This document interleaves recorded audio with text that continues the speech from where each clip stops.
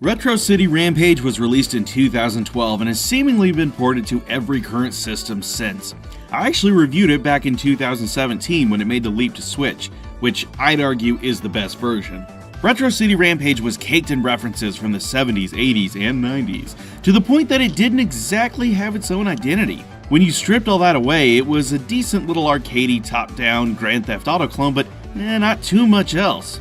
In 2019, however, Shakedown Hawaii corrects this lack of self and presents one of the biggest leaps a sequel has taken from an indie developer in quite some time.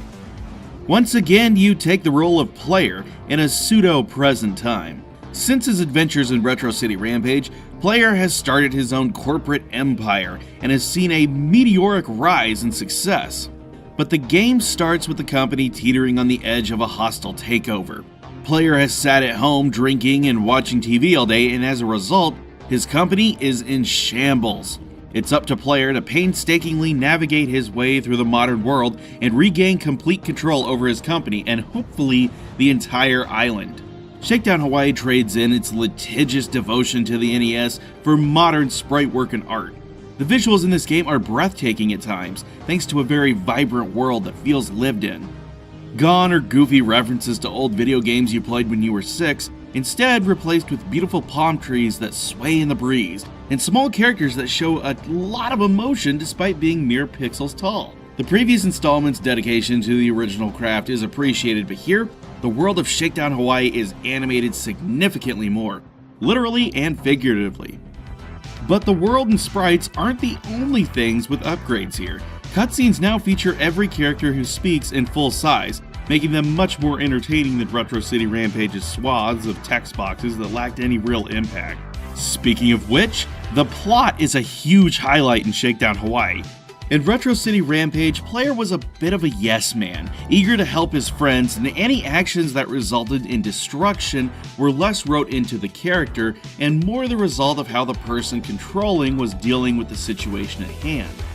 Shakedown Hawaii completely sheds his paper-thin persona and outright makes him a modern-day boomer, which given when each game takes place, makes perfect sense. The decisions Player makes for his business ventures are often ill-informed and impulsive, with a blatant disregard for the environment or his customers, so long as the bottom line is good. Equally as dangerous are the people Player surrounds himself with. His various staff are often too weak-willed to stand up to him, or worse, they're just as incompetent or lack compassion. This isn't the story of a man accidentally causing trouble while trying to get rich. This is the story of someone who is willing to do anything to get back on top. And that's what Shakedown Hawaii has really done. With the references gone, a lot of the game's humor is directed at capitalism, both how we as consumers are exploited, as well as how the wealthy will use various means to exploit the masses. Retro City Rampage had humor that was fairly hit or miss. It's a matter of being in the know. Shakedown Hawaii instead has a plot filled with jokes that you can relate to, because we, as people, go through various manipulations that Player tries to pull to get his profits up.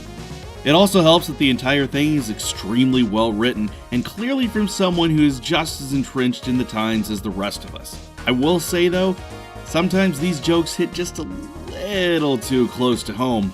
Oof. The score is ace, filled with a heavy use of synth. Despite being in the modern age, this soundtrack fits the Hawaii setting in like the 80s perfectly, harkening back to various shows and movies who have used it over the years. Yet, it maintains plenty of its distinct melodies that it never feels like a choice as a reference, but rather one that just sounds good. Instead of a faux radio station, each vehicle has its own tune that plays while you ride. But that said, I tend to enjoy just walking around the overworld, just to hear the somber ambiance of the on-foot theme. There's also an upbeat track that's a short loop that plays whenever tips or result screens come up, and it's dangerously catchy. As a huge fan of synth, Shakedown Hawaii hits all the right notes, and I'm gonna be honest, I'd love to pick up a full release of it. So, better sprites, killer soundtrack, and a well-written, hilarious plot? The gameplay's gotta be better, right?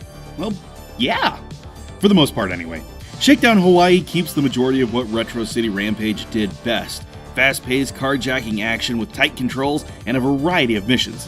The key this time is that last part, a variety of missions. See, overall the action of Shakedown Hawaii is way easier to follow than Retro City Rampage. On top of that, the control while driving is perfect, especially when you're going manual. If you're familiar with the Micro Machines games that I've brought up before, it feels exactly like that. Never once did I feel like I died because I lost where I was, or found myself repeating a mission because of some specific arbitrary objective that was irritating. Instead, Shakedown Hawaii keeps everything fairly streamlined. There aren't missions where you have to use something stupid like stealth or some new control method that barely works. No, Shakedown Hawaii has you drive to each mission, drive to the objective, and then maybe drive back. In between your times at the wheel, you might shoot something or light some trees on fire, but each mission lasts maybe 30 seconds tops. And that's arguably the only real flaw with Shakedown Hawaii. You'll spend the vast majority of your time driving from point A to point B, which is to be expected. It's just when you get to those points, you'll watch a cutscene, then be directed to your objective, or hell, that might be it. There's some missions where you might play as one of two other characters besides player. The company mercenary who recovers stolen farmlands from cartels named Al, and Scooter, player's 30-year-old unemployed son who runs with a gang to try to get street cred for his rap album. Yeah. Neither of these characters have different stats per se, just that who they're working with or the context under who they're working for may change. But both of these characters typically do most of the smash, bash, and shooting. The abundance of variety in the original game was played for laughs, and it harmed the overall package. But ironically, the somewhat lack of variety and almost blink and you miss it style of the sequel is a bit of a shame. This leads to some fairly repetitive mission design, and as you might have guessed, with over 100 missions, even when they're short, they start to grate after a while. Fortunately, the game has plenty to do, and you'll continually unlock even more missions and tasks as the game continues. Like the first, you've got different hair to choose from, but this time there's also clothes, disguises, tons of options to customize your characters. Challenges also make a return, and the twin-stick shooting is perfect here. Bullets aren't single, near impossible to see pixels this time, instead being plainly visible amongst the game's upgraded graphics. Guns with more firepower mean bigger bullets, and this change alone is a hugely welcome upgrade. Shakedowns, the game's namesake, are probably my personal favorite thing to do, which is going to a store and extorting them for money through various means. Some simply have you defeat a wave of enemies, while others get goofy and creative, like flooding a store because you break their toilet. That's where the game feels like most of its variety went to, the submissions and side activities, rather than the main game. Beyond the regular chaos and destruction is the management portion of the game, though it's a bit disingenuous to call it that. Since you're attempting to rebuild players' empire and effectively take over the island, you're able to buy just about every building in the game.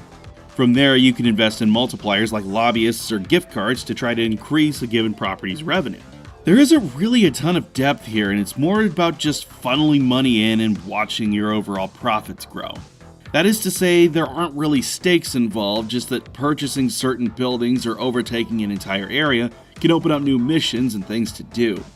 While fun to mess around with a bit, the fact that it doesn't really affect the game makes it feel like you aren't doing much besides playing around a map screen and some menus.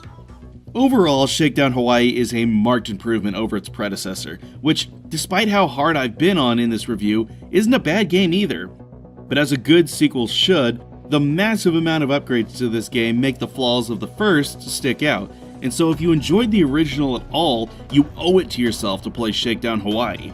The sharp wit this game has, while somehow still being relatable, despite playing as a boomer of all things, is a treat for anyone who has their own bank account, let alone has to pay rent or hold down a job.